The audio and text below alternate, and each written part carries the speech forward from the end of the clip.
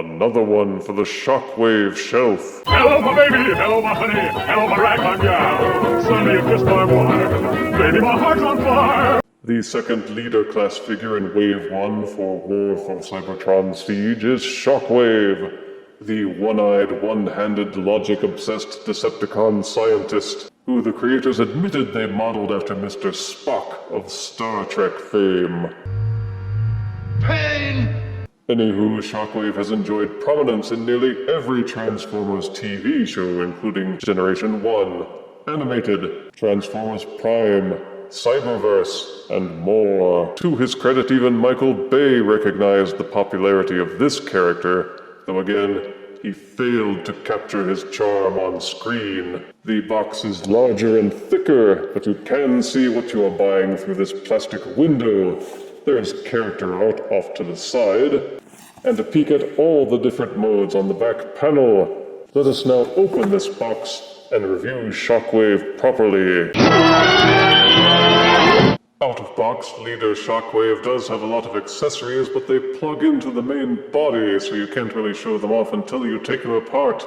But he does come with the instruction booklet, which does list all of his weapon stats. First off is the Gamma Disruptor Launcher, which boasts 18 muscles, 9 targeting scopes, and 15 mouse pointers. There's also the Thermal Range Neuron Beam, which boasts 17 muscles, 9 targeting scopes, and 18 mouse pointers. Finally, there is the Duo Pulse Radiograph on his foot, which has 18 muscles, 12 targeting scopes, and 13 mouse pointers. And this is Siege Leader Shockwave in his big alt mode. It is a Cybertronian-style spaceship that keeps his old Generation 1 style colors of the sort of purple with silver and gray highlights. Since Hasbro is now too gutless to make handheld gun toys, they've settled typically on making Shockwave into a flyer with a big cannon up front. And this alt mode does it with panache. The front of the ship looks like the Argo's wave motion gun.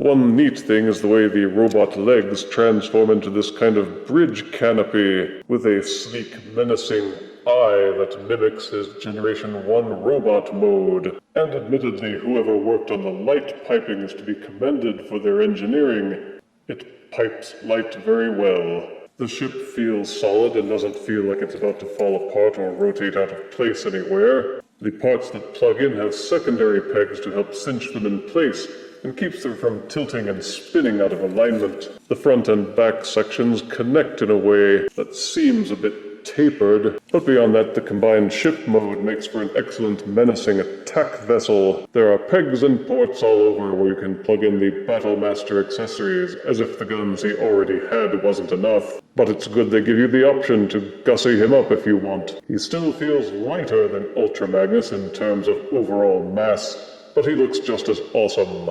Try not to jam things in too tightly. The plastic does have a habit of stress fracturing. Like Leader Ultra Magnus, Big Shockwave can turn into Smaller Shockwave.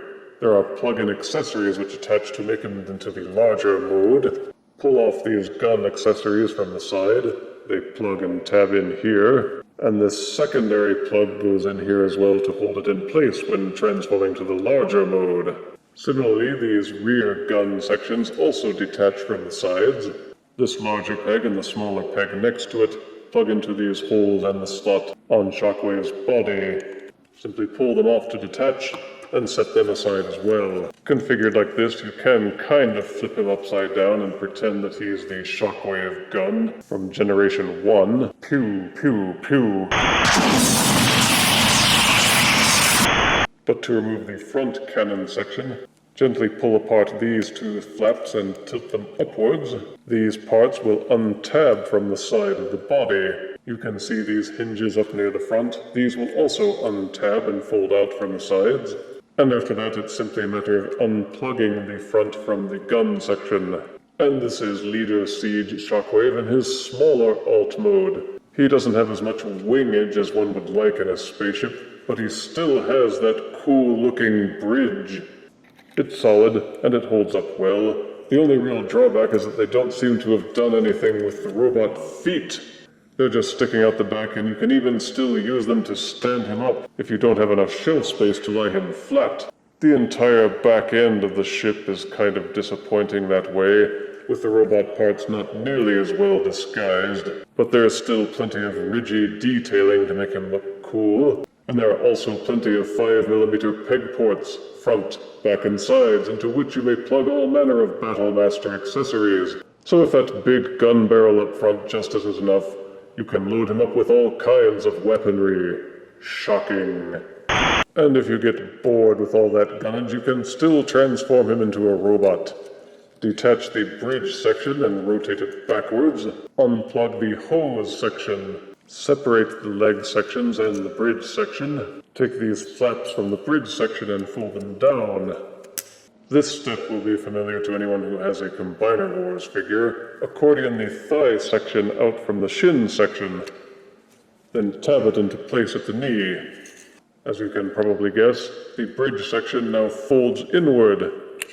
You will see a tiny peg hole and a slot here, with corresponding peg and groove here. Those fold and clamp into place and hold firmly. Rotate the legs until the knees are facing forward. With the figure faced backwards, you kind of have to muscle loose the back section of the gun, then tilt it upwards and unfold it to reveal the robot arms. Once the arms have been uncovered, you can unfold the shoulders downwards. And of course plug Shockwave's signature energy tube into the back of his gun arm. Fold the gun sections back together, then take this hinge assembly and fold it backwards. You will see 2 slots here on the back of the pack section, and 2 grooves on the back of the robot. Fold and push those together until they click in place. You can see he's starting to look like Shockwave, but he doesn't have a head. But don't worry, the chest pops open to reveal the robot head. Fold it upwards, and then clamp back shut. There are pegs on the sides of the chest that plug into grooves inside the body. And this is Shockwave in his smaller robot mode. And it looks pretty good, because it captures the feel of the original Generation 1 features that made him so cool. He's got the one wicked-looking eye, the Energon backpack, the gun arm, and even the connecting cable. The detailing cannot be faulted. There's plenty of it from top to bottom. He's well proportioned and he feels solid, with all of his bits pegging in nicely. Some have complained of seeing stress marks in the plastic after transforming him a few times, so don't be too rough with him. And again, whoever worked on the light piping needs to be given a gold medal for his good work. He contains numerous ports for plugging in all kinds of BattleMasters, Titan Masters, Prime Masters, and Fire Blast accessories. And you can even try different combinations with his own BattleMaster pieces for the sake of variety. And he proportions well with the Voyager-class figures. The mini Shockwave figure comes stuffed with articulation. The head will rotate 360 degrees, although this back section tends to get in the way. It will even waggle back and forth so that he can say no, no, no to those plans. The arms will each rotate 360 degrees at the shoulder and come with a separate hinge joint. It will fold up inwards at the shoulder clavicle, full upper bicep swivel is included, and each elbow has a 90-degree bend. Also, the fists and the gun emplacements will rotate 360 degrees in their sockets. Despite the big backpack, full waist rotation is included. And there is a ratcheted hip joint that will allow for forward and backward kicks, as well as a secondary ball socket hinge for splaying the legs outwards. There is a mid-thigh swivel, and each knee has a 90-degree ratcheted bend. As with many of these Siege figures, the feet will not tilt forwards and backwards. They seem to be migrating away from that, at least for this line, with a left-to-right ankle tilt. All of the articulation is very robust. The smaller Shockwave figure poses with the best of them.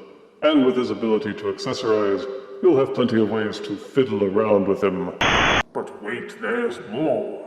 But as you guessed, with all those BattleMaster pegs, you don't just leave the extra parts lying around. Take these weird gun thingies that were the sides of the ship and fold up the fins. Then you take the figure and plug them into the bottom of the feet. Take the big back gun thingamabob. These panels now fold inwards. Slide the big gun section until it kind of clamps over the smaller gun section. You'll still be able to take those interior tabs and plug them in to hold it in place. Fold in these parts at the bottom. They kind of turn into wings, but the fact of the matter is that they just kind of dangle there, and you can rotate them any way you like. Still not satisfied? Take the engine sections of the ship and unfold the arm sections from them. There are peg holes on the outside of the shoulders, and the pegs on the inside of these secondary arms. Push those together until they hold firmly in place. Rotate the arms until the guns are pointing forwards. And this is Siege Leader Shockwave in his combined mode with all of the BattleMaster parts attached. Though I have to say, covering an action figure with tiny peg holes so that you can plug in other pieces to make them more strong and powerful reminds me of another toy series that came out, oddly enough, during the 1980s. Now, what was that series again? Centurion!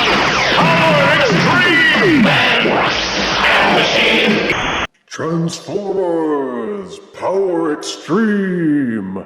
Machine and Machine. Yeah, I know. He doesn't come together as neatly as Ultra Magnus did. Whereas Ultra Magnus, wearing his parts-forming armor, looked nicely proportioned and natural, Leader Shockwave kind of looks like a little kid who sneaked into the closet and put on his daddy's suit. There's this huge backpack now, and it looks bulky and cumbersome from every angle. There are these big shoulder pads with extra arms in them, which makes Shockwave look like some kind of Cybertronian octopus. He's got the parts-formed gunboat strapped to his feet to round off the clunkiness. And even though the toes are cool-looking double cannons, it still looks like he's got clown shoes. In short, the smaller Voyager-sized figure is still discernible and seems even smaller somehow with all that big heavy stuff strapped to him. Though he does feel solid enough, and none of these parts seem ready to slide off under normal handling. His colors are nice and dark, and nicely Generation 1-ish. With the addition of translucent plastic on the shoulders and chest, and some silver-gray highlights. As with other Siege figures, Leader Shockwave has lots of etching and ridges in his sculpting, so none of him will look flat. For articulation, the larger Shockwave figure maintains pretty much the same articulation as the smaller Voyager-sized interior figure. He's just got a lot of other stuff strapped on which inhibits the range of motion. The head still rotates and tilts, and the shoulders do maintain their articulation, although these extra parts get in the way. The legs maintain their same articulation, it's just that he's got these extra platform shoes attached. So you can still get good range of motion out of him in his larger mode. But again, I am disappointed by the lack of forward tilting ankles. They've proved with figures like Evolution Optimus Prime that they can do both forward and backward and side-to-side tilts with the ankle, so why not both? You may simply find it more challenging to try and pose Shockwave without him looking too goofy with all that other stuff attached to him. It may be fun to stick as many weapons as you can onto him, but as he already looks kind of silly with all this extra stuff attached, you may just want to leave him with his extra arms. For size comparison, here is Leader Siege Shockwave next to Combiner Wars Legends Shockwave. Here is Leader Siege Shockwave next to Transformers Animated Voyager Shockwave. Here is Siege Leader Shockwave next to Transformers Masterpiece Shockwave. And here is Siege Leader Shockwave next to Funko Pop Gargamel.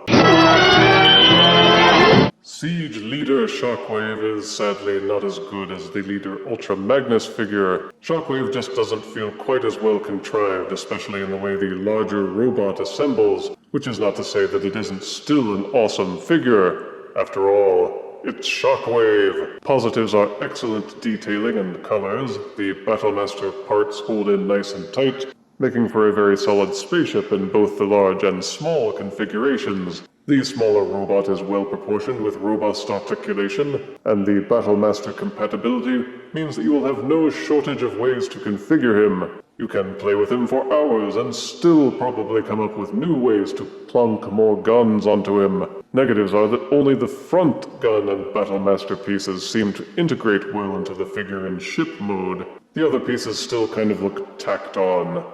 The reverse is true with the big robot mode, making his backpack too large. The entire larger robot is just kind of odd. It's cool that he has 4 arms, but it just doesn't seem as neatly done as Ultra Magnus's combined mode. So while much of the figure is good, there are some bits that are not so good. Yet this is still an excellent find, and I give Leader Siege Shockwave 8 out of 10 deaths. Now I'm off to play some more with this pile of ship. If you refuse me, honey, you lose me. Then you'll be left alone, oh baby. Tell them all and tell me I'm your own.